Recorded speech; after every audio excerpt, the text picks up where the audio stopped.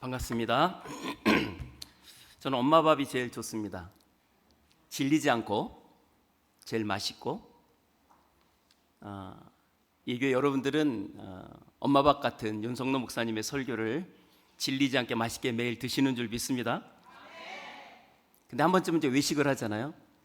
외식이 좀 마음에 탁 들었으면 좋겠는데, 저희 식구가 5명입니다. 3남매인데 5명이 외식을 한번 하려고 하면 메뉴가 5가지라서 항상 갈등입니다. 어디를 가야 될지. 어떻든 한 사람이 원하는 데 가면 한 사람만 맞고 나머지는 좀 불만이겠죠.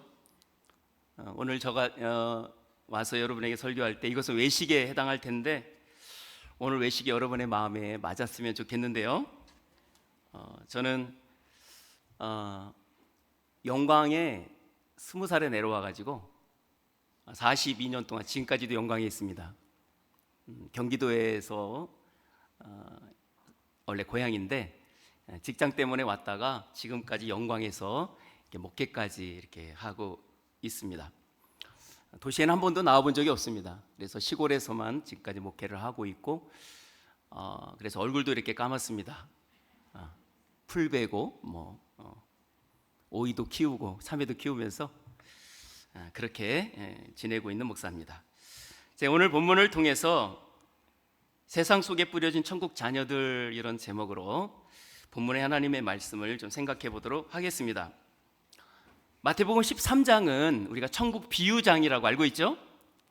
마태복음 13장은 천국 비유가 들어 있습니다.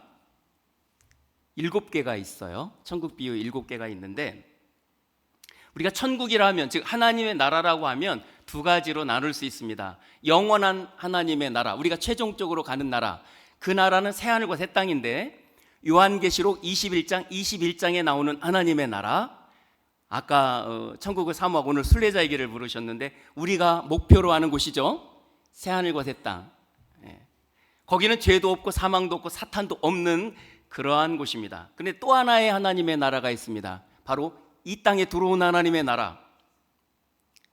하나님의 나라는 여기 있다 저기 있다 할 것이 아니고 너희 안에 있다라고 할 때 그 하나님의 나라, 예수님께서 오셔서 이 땅에 들어오실 때 들어온 그 나라, 그 나라가 이 바로 또 다른 하나님의 나라인데, 마태복음 13장에 나오는 이 하나님의 나라의 비유는 전부 이 땅에 들어온 하나님의 나라의 비유입니다. 왜냐하면 가라지의 비유에서도 사탄도 나오고, 그죠? 사탄도 나오고 그러기 때문에 이거는 이 땅에서 이루어지는 하나님의 나라에 대한 비유입니다.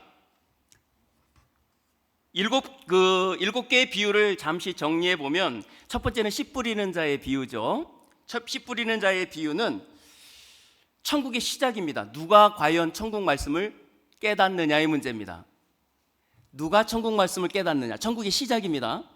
구원의 시작이라고 할 수 있겠죠. 그 다음에 이제 영접을 해서 하나님의 백성이 됐습니다. 천국 자녀가 됐어요. 그런데 천국 자녀를 왜 주님은 이 땅에 남겨두시나? 그게 2번째 가라지의 비유와 3번째 겨자씨의 비유, 4번째 누룩의 비유. 이 3가지 비유는 왜 하나님은, 왜 주님은 천국 백성 된 우리를 아직도 이 땅에 그냥 살게 하시나, 이 문제를 말씀하고 있습니다. 그 다음에 5번째 비유, 밭에 감춘 보화와 6번째 비유가 뭡니까? 진주죠. 값진 진주를 사는 장사 이야기인데, 그 비유에서는 하나님의 백성이, 저와 여러분이 과연 천국의 가치, 복음의 가치를 얼마나 귀중하게 여기는가의 문제입니다. 복음을 위해서 무엇까지 팔 수 있는가? 이 사람은 다 팔아서 샀다고 그랬는데, 과연 우리는 복음을 위해서 무엇까지 양보할 수 있고 무엇까지 팔 수 있는가? 그 문제를 다루고 있고, 마지막 7번째는 이제 그물에서 고기를 낚고서 이제 가르는 거죠. 이건 세상 끝, 천국의 이 땅에서의 하나님 나라의 끝의 비유입니다. 마지막 때는 와서 갈라서 이제 영원한 하나님의 나라로 들어가는 그 비유가 7번째 비유로 하겠습니다. 오늘 제가 여러분에게 말씀드리고 싶은 것은 첫 번째와 2번째 주제, 즉 복음의 시작, 구원의 시작, 천국의 시작은 어떻게 시작되는가의 문제와 왜 구원받았는데 아직도 이 땅에 주님은 우리를 존재하게 하시나, 이 두 문제를 오늘 말씀을 통해서 한번 생각해 보려고 합니다. 먼저 첫 번째 비유, 씨 뿌리는 자의 비유입니다. 우리가 잘 아는 것처럼 씨 뿌리는 자가 씨를 뿌렸는데 네 군데 떨어졌습니다. 길가에 떨어지고 돌밭에 떨어지고 가시덤불에 떨어지고 좋은 땅에 떨어졌다. 길가에는 새들이 먹었고 돌밭에 떨어진 것은 뿌리가 약해서 말라 죽었고 가시나무 떨기에 떨어진 것은 가시들이 덩굴들이 얼고매 가지고 열매를 못 맺고 좋은 땅에 떨어진 것만 100배, 60배, 30배 열매를 맺었다라는 비유입니다. 이 비유는 어려워 보이지 않습니다. 그리고 예수님은 이 비유를 해석까지 해 주셨죠. 18절 이하에 나옵니다. 한번 볼까요?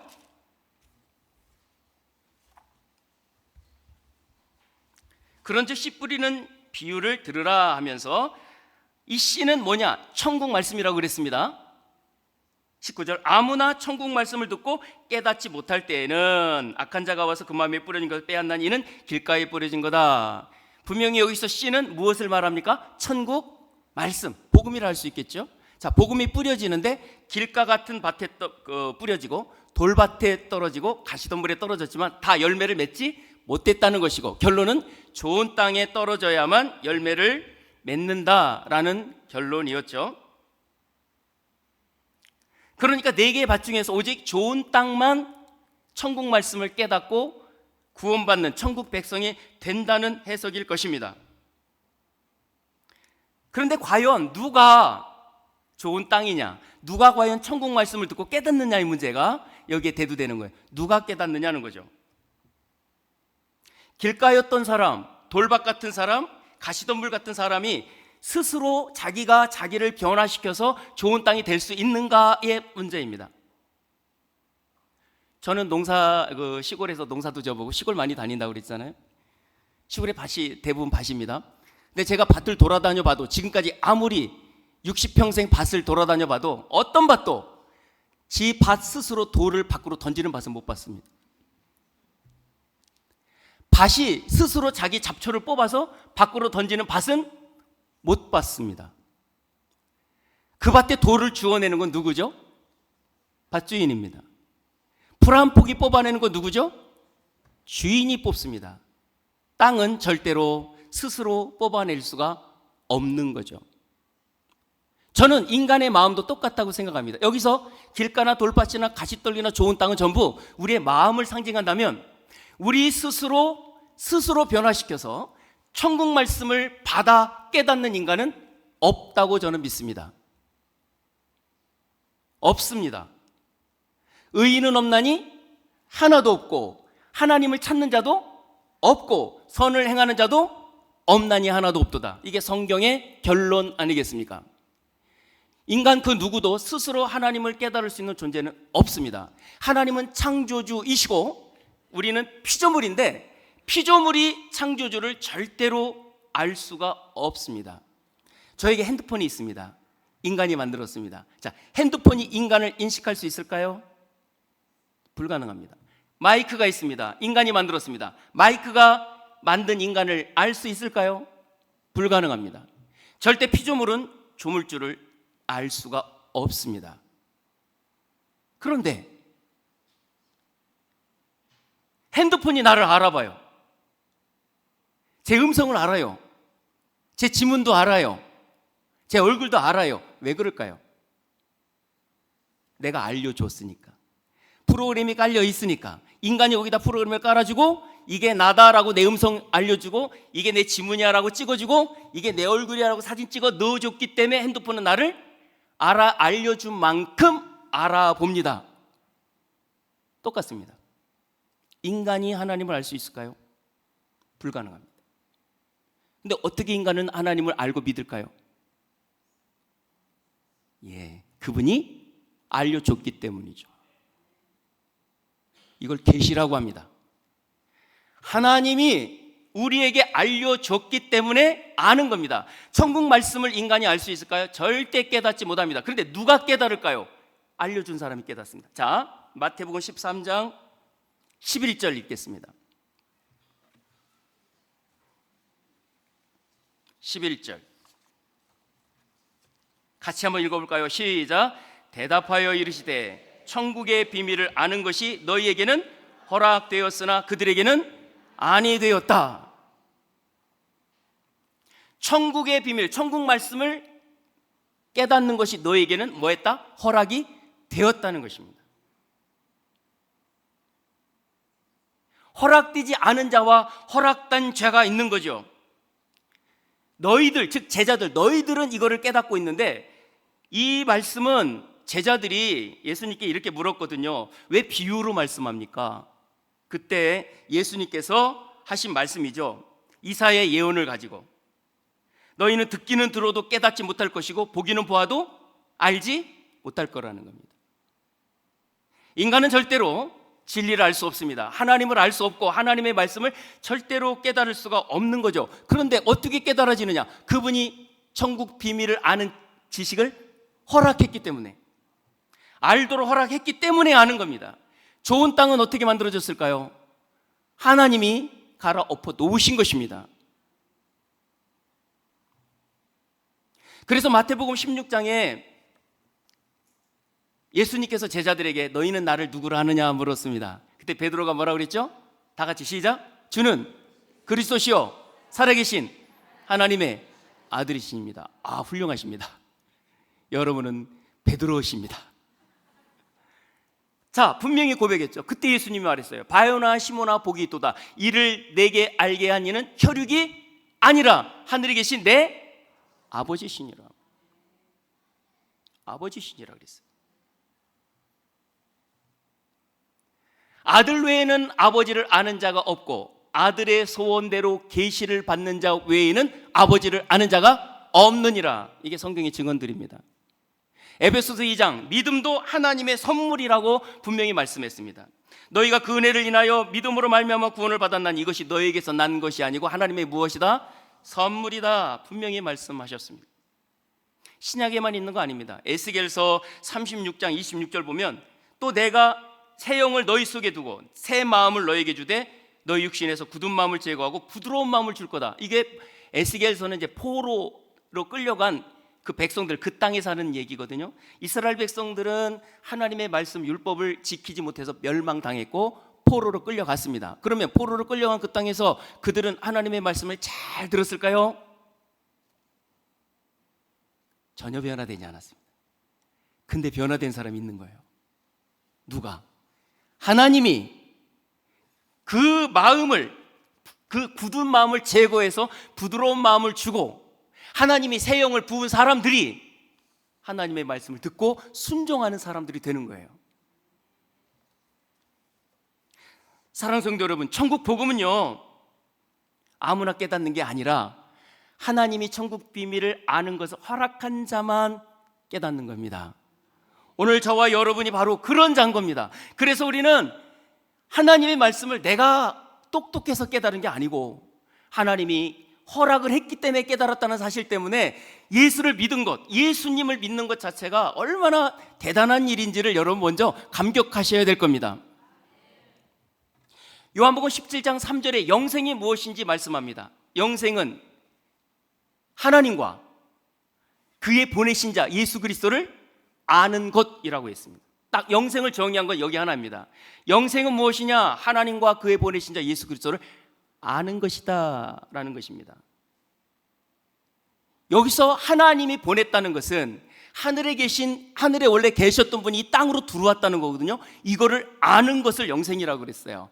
하나님은 누구나 하늘에 계신 걸 압니다. 전능하신 하나님 다 믿고. 그런데 문제가 뭐냐면 어떻게 하늘에 있었던 하나님이 하늘에 계셨던 그 신이 이 땅에 인간의 몸을 입고 들어올 수 있느냐의 문제입니다. 예수님 당시로 가자면 이게 어떤 문제가 되냐면 예수님 당시는 크게 두 개밖에 없습니다.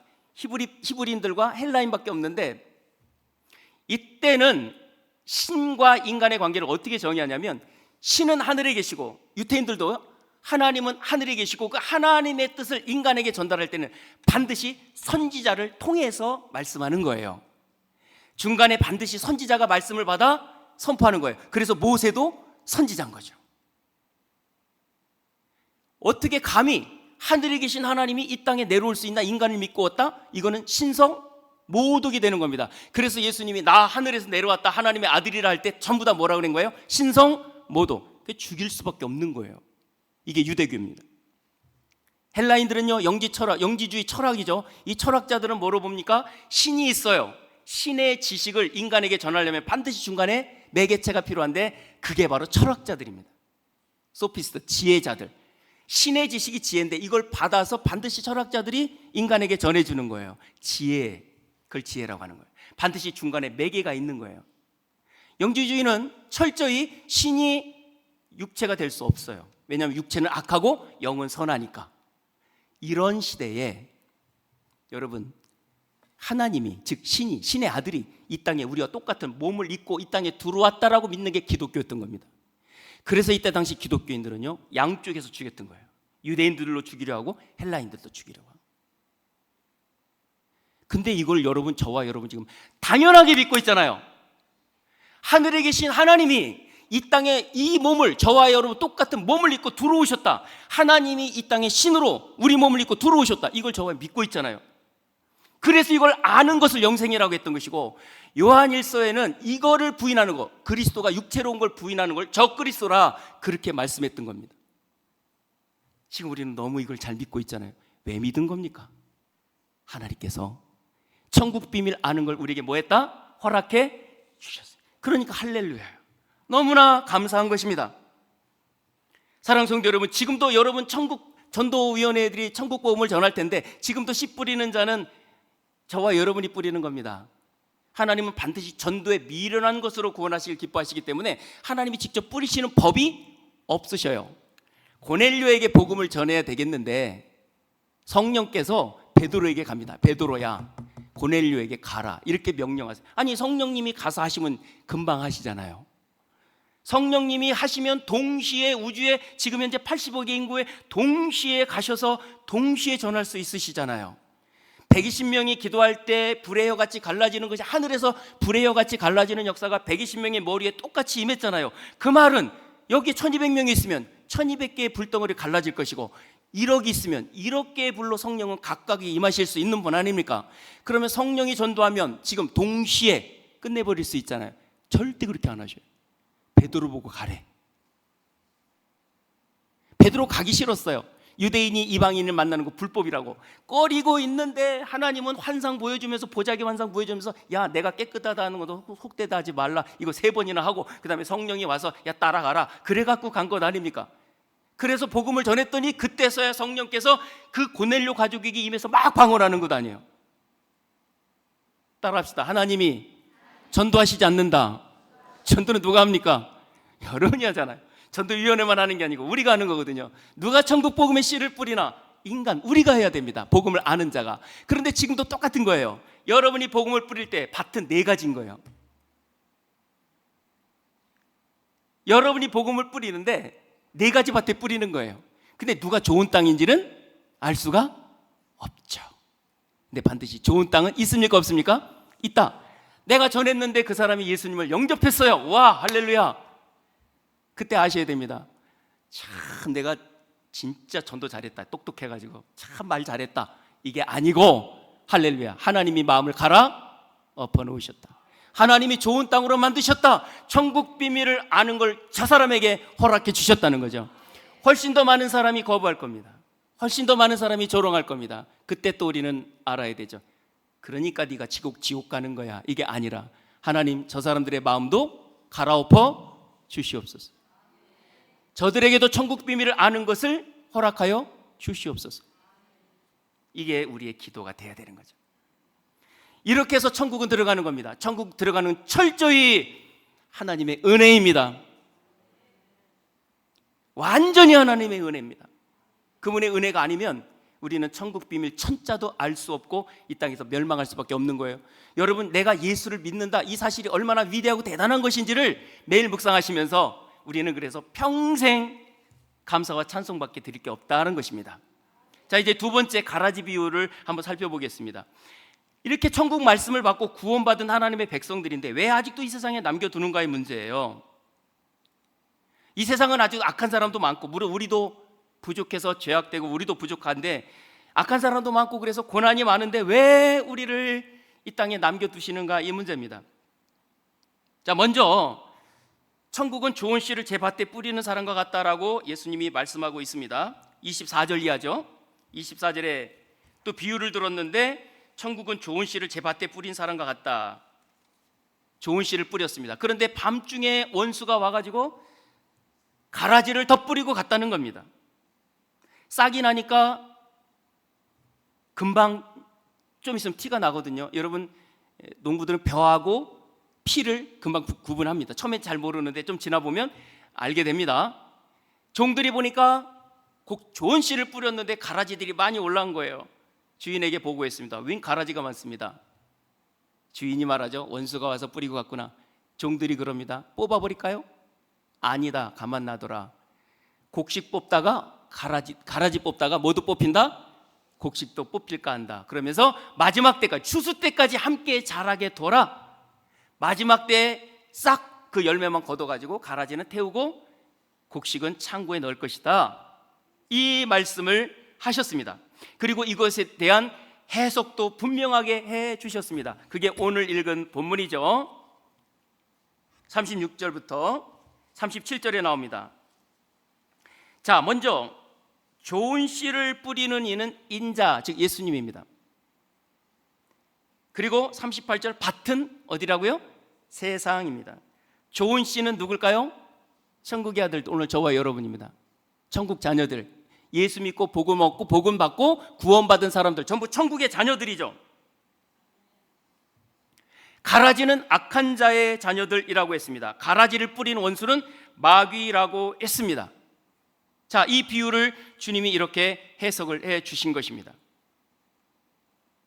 마지막 때에 가서야 가라지는 불 속에 던져지고 곡식은 창고에 들어가게 된다. 이렇게 말씀해 주셨어요. 자, 이 비유를 통해서 우리가 생각해야 될, 우리가 배워야 할 중요한 교훈들이 있습니다. 첫 번째는요, 주님께서는 천국 백성된 저와 여러분을 이 세상에 뿌리셨다라는 사실입니다.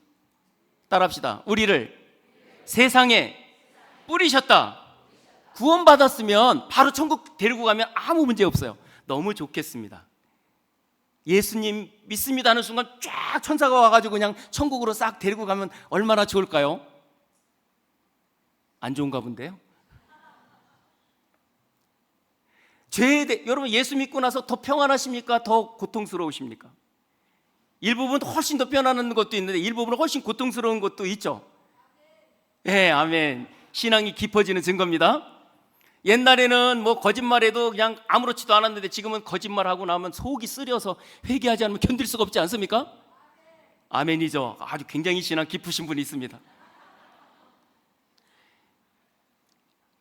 깊어지면 깊어질수록 내 죄의 깊이가 깨달아지고, 이 죄의 깊이, 이거를 다 용서해 주신 그 은혜도 커서 감사도 커지고, 이 두 가지가 병행하는 거잖아요.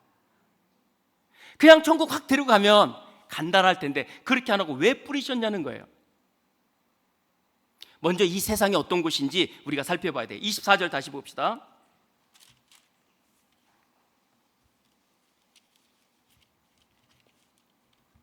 한번 같이 읽어볼까요? 시작.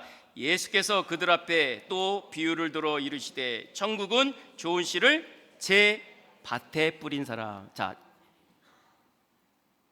씨를 어디다 뿌렸다고요? 제 밭을. 밭은 뭐라고 그랬어요? 세상이에요. 근데 이 세상이 바로 제 세상, 즉 누구의 세상이라는 거예요? 인자, 예수님의 세상이라는 사실입니다. 여러분, 이 땅 주님의 땅이라는 거예요. 주님의 밭이라는 거예요. 여기 남의 땅이 아닙니다. 우리 아버지의 땅이고 우리 예수님의 땅이라는 거예요. 주님께서 주님의 땅인데 이 땅에다가 우리를 심으신 겁니다. 이 땅에다가 할 일이 있으니까 그런 것 아니겠어요? 우리는 구원받아서 천국 백성이 됐기 때문에 우리가 우리를 위해서 할 일이 없어요. 여러분, 예수 믿고 천국 백성 된 사람은 그 신분이 취소되지 않습니다. 이 땅에 젖을 먹이는 어미도 그 자식을 잊어버릴지 못하도 나는 너희를 절대로 잊지 않겠다고 하나님 말씀하셨습니다. 완전한 부모의 사랑, 완전한 아버지의 사랑을 가진 분이 우리가 좀 말 안 듣는다고 우리를 버리시겠습니까? 그럴 리가 없어요. 세상에 악한 아버지라 할지라도 이 세상에 자기 자녀를 호적에서 파내는 부모들은 거의 없습니다. 하물며 완전하신 아버지가, 완전한 사랑의 아버지가 예수 그리스도의 피값으로 구원한 저와 여러분을 무슨 죄를 졌길래 버리시겠습니까? 그건 버릴 리가 없어요. 그건 취소되지 않아요. 그러니까 우리는 내가 이 천국 가는 거에 대해서 뭐 할 게 하나도 없는 거예요. 여러분, 이 세상에 사는 동안에 나의 구원을 위해서 여러분이 할 일은 하나도 없어요. 오히려 여러분이 거기 덧대는 순간 그거는 오히려 안 좋아집니다. 여기가 피카소가 그림을 하나 그려놨는데 내가 좀 더 멋있게 보려고 거기다가 물감으로 점 하나 찍었다. 그 그림 가치는 어떻게 될까요? 완전히 떨어지는 겁니다. 구원은 완전히 하나님이 이루신 겁니다. 그러니까 정말 감사한 일이죠. 그런데 이 세상에 남겨두신 이유는 이제 주님의 땅을 위해서 뭔가 할 일을 우리에게 주시고자 한 거예요. 나는 너희를 위하여 처소를 예비하러 가노니 내가 네 처소는 완벽하게 준비해 놓을 테니까 너희들은 내 바친 이 땅에서 좀 남아 뭐 좀 해주라는 거죠. 그게 우리를 이 땅에 남겨둔 이유인 거예요. 문제는 뭐냐? 마귀도 여기다가 가라지를 뿌렸다는 사실입니다. 악한 자의 아들들을 뿌렸다는 사실입니다. 왜냐하면 마귀는 자기 땅에 없거든요. 그러니까 주님의 밭에다, 주님의 밭인 이 세상에다 몰래 가라지를 싹 뿌리고 간 것입니다. 그래서 이 세상에는 좋은 씨와 가라지가 천국의 아들들과 악한 자의 아들들이 함께 지금 있는 거예요. 섞여 있는 것입니다. 바로 내 옆에다 뿌려놓은 거예요. 더 뿌렸으니까 함께 그냥 살고 있는 거예요, 여러분. 함께 살고 있는 거예요. 이게 이 세상입니다. 그런데 우리 눈에 볼 때는 훨씬 더 의로운 자가 많아 보입니까? 불의한 자가 많아 보입니까? 불의한 자가 많아 보인다고 생각하니까 이 세상은 악한 세상이야, 이 세상은 멸망할 세상이야, 버릴 세상이야, 사탄들의 세상이야 그러는데 아닙니다. 이 땅은 누구의 땅이다? 주님의 땅입니다. 주님의 밭이에요. 아무리 가라지가 많아도 그들은 도둑들이고요, 이 땅의 진짜 주인은 천국의 아들들이 저와 여러분입니다. 왜? 주님이 자기 땅에다 우리를 심어 놓으셨으니까요. 그것 때문에 기독교인들이 고난도 많이 당합니다. 그럼에도 불구하고 가라지가 함께 공존한다는 걸 인정하시기 바랍니다. 그런데 주님이 좀 가라지 좀 뽑아주셨으면 좋겠는데, 따라합시다. 절대 안 뽑으신다. 절대 안 뽑아주신다. 어떤 분이 그럽디다. 누구는 왜 안 잡아가나 뭐 이런 거. 악한 사람이 있어요. 누구는 좀 안 잡아가나 뭐 이런 얘기 많이 하잖아요. 안 잡아가세요. 왜 안 잡아간다고요? 곡식 뽑힐까봐. 여러분이 뽑힐까봐 안 잡아간대요. 이게 좀 이해가 안 되십니까? 이해가 되십니까 정말? 원래는요, 벼보다는 피가 훨씬 더 뿌리가 이렇게 길거든요. 그래가지고 피 뽑았다가 벼 다 뽑아버립니다. 여러분, 이 세상에서는요 가라지가 훨씬 세요. 그래서 주님이 뭐라고 그랬습니까? 악한 자는 대적하지 말라. 그래서 오른뺨 때리면 왼뺨 대라는 거예요. 그 앞에 맨 명제가 그거예요. 악한 자를 대적하지 말라는 거예요. 왜? 악한 자가 와서 오른밤 때렸는데 나도 때린다고 때려봐야 10대 더 맞아버려. 우리는 때려봐야 또 회개해야 되고 괴로워 죽겠어. 그러니까 어차피 싸움이 되지를 않습니다. 그냥 오리 가자면 심리 가주는 게 편한 거예요. 주님이 그러셨어요. 악한 자를 아예 대적하지 말라고. 저 가라지 좀 뽑아줬으면 좋겠는데 안 뽑아주셔 주님이. 왜 그러냐 봤더니 나 뽑힐까봐 그런데네. 이해가 안 됐어요 제가 이게. 근데 가만히 생각해 보니까 좀 이해가 됩니다. 여러분, 주님의 기준을 여러분 그냥 우리 기준으로 생각하면 안 됩니다. 예를 들어 악한 자들이 계속 거짓말을 많이 해. 그러면 지금부터 거짓말하는 자는 다 뽑아버리겠다 하면 여러분은 안 뽑힐 것 같아요? 생각해 보세요. 이 땅에 간음을 행하는 자, 악한 자들 다 뽑아버리겠다 하면 여러분 마음속으로는 간음 안 하세요? 안 뽑힐 자신 있으세요? 주님의 기준으로, 주님의 의의 기준으로 가라지 뽑겠다고 뽑으면 여기 안 걸릴 사람 하나도 없다. 그래서 주님은 그냥 함께 자라게 둬라. 함께 자라게 둬라 합니다. 다른 점은 있습니다. 천국의 아들들은 똑같이 거짓말을 해도 하나님이 정죄 안 하고 징계합니다. 회초리를 때리는 거죠. 근데 악한 자의 아들들, 하나님하고 관계없는 자에게는 형벌을 주는 겁니다. 정죄하는 겁니다. 천국의 아들인 저와 여러분에게는 하나님은 아버지로 오셔서 회초리로 때리는 거고, 거짓말 똑같이 했어도 악한 자의 아들들에게는 하나님은 아버지로 오는 게 아니라 재판관으로 오셔서, 심판주로 오셔서 심판하시는 거예요. 똑같은 거짓말에도 여기서 차이가 나는 거예요. 얼마나 다행입니까? 예수 믿는 거 얼마나 대단한지 아시겠습니까? 로마서 8장 1절, 그러므로 예수 그리스도 안에 있는 자는 결코 정죄함이 없나니 이는 생명의 성령의 법이 죄와 사망의 법에서 너희를 뭐했다? 해방했다. 예수 믿는 순간 법이 바뀐 거예요. 예수 믿기 전에는 죄와 사망의 법이 나를 통치했는데, 예수 믿고 났더니 이 법에선 해방되고 생명의 성령의 법으로 나를 통치하시는 거예요. 생명의 성령의 법에는 죄가 없어요, 거기는. 그런데 죄와 사망의 법은 죄만 있어요. 그러니까 법이 달라진 거예요. 나는 안 변했어도. 그런데 그래서 이 땅에서 뽑지 않습니다. 뽑지 않아요. 그리고 더 중요한 게 있습니다. 왜 계속 그러면 안 뽑고 그러시나? 함께 자라랍니다. 함께 자라래요. 자, 한번 찾아볼까요?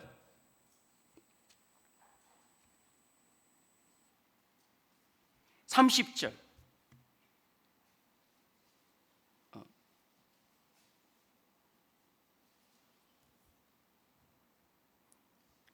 같이 읽습니다. 시작. 둘 다 추수 때까지 함께 자라게 두라.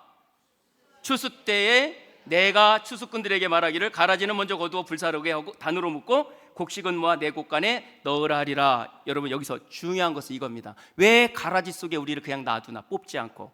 일단 우리가 다칠까 봐 안 뽑는 거고요. 두 번째는 뭐냐면 함께 자라랍니다. 가라지 속에서 자라랍니다.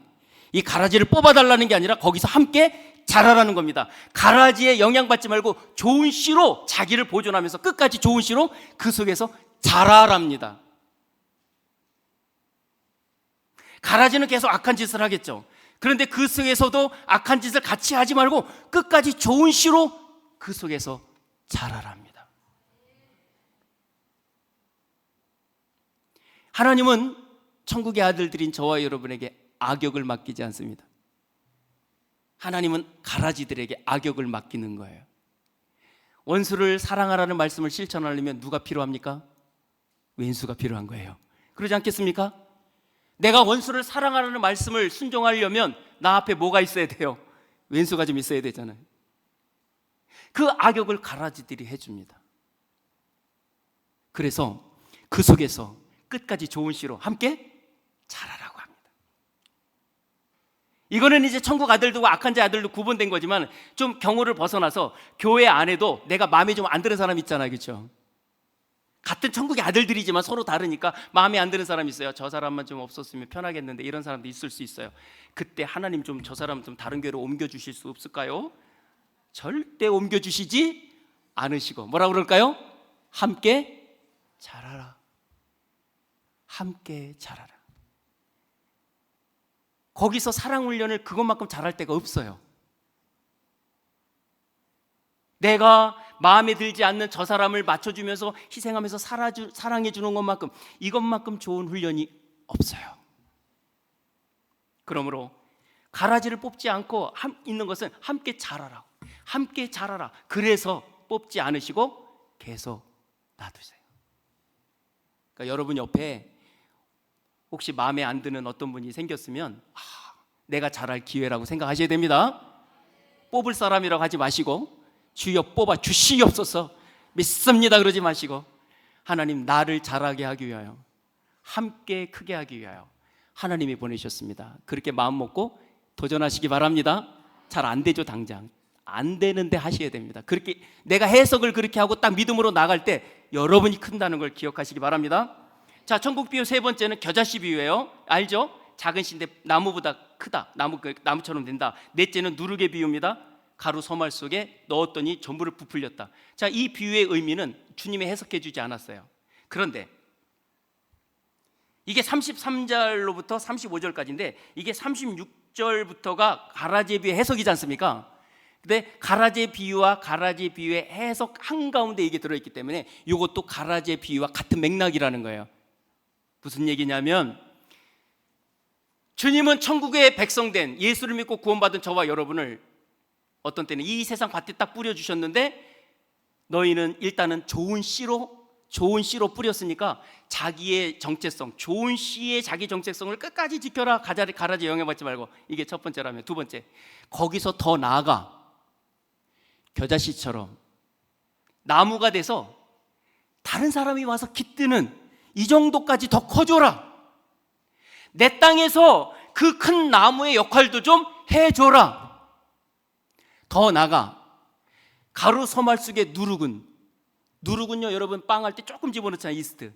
그런데 가루 소말 전체를 부풀리듯이 너희가 내 땅이 이 땅에 누룩처럼 들어가서 한번 주변에 있는 모든 사람들 다 한번 부풀려 봐라. 전부 영향을 주는 누룩 같은 능력으로 한번 살아봐라. 그렇게 도전하시는 거죠. 가라지 속에서, 이 땅이 주님의 땅인데 가라지들이 많은데 그 속에서 좋은 씨로 나를 지키는 것도 매우 훌륭합니다. 그러나 주님은요, 주님의 땅이기 때문에 이 땅이 정말 아름다운 주님의 땅이 되기를 원하시기 때문에 거기서 좀 더 나아가 다른 사람에게 나무가 돼서 그늘도 되어주고 열매도 되어주는 이런 좀 큰 나무로 좀 성장해 주지 않겠는가. 더 나아가 내가 만나는 모든 사람들 전부 그냥 부풀릴 수 있는 그러한 능력까지 나타내면 좋겠다. 우리에게 도전하시는 말씀인 거죠. 주님은 우리를 이 땅에 그러니까 좋은 씨로도 뿌리시고, 때로는 겨자씨로도 뿌리시고, 때로는 누룩으로도 집어넣으셔서 주님의 땅인 이 땅을 가장 아름답게 가꾸기를 원하시는 거예요.